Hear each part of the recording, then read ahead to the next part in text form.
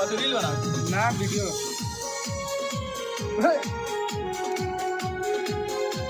छोटू भाई तू ना वैसा आई देखा भाई हमनी के 1 मिलियन के खुशी है तानी के दिहल बतिया बता दे रे फोनवो हमारे ना उठावो तारे रे बोल बम दोसरा से अब बतिया बता दे रे फोनवो हमारे ना उठावो तारे रे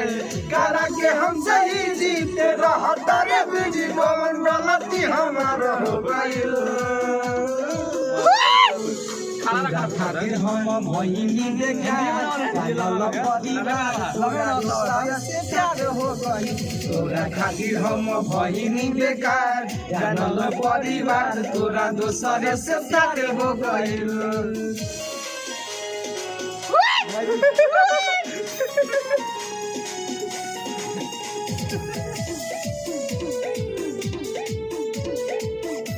क्या भागल है हो गया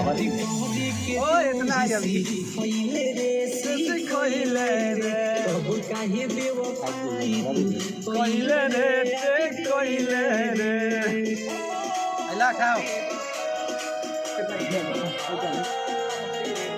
दूसरे लगाई खइले रे मुंह खाली है खइले रे कबू काहे बेवफाई बनाना था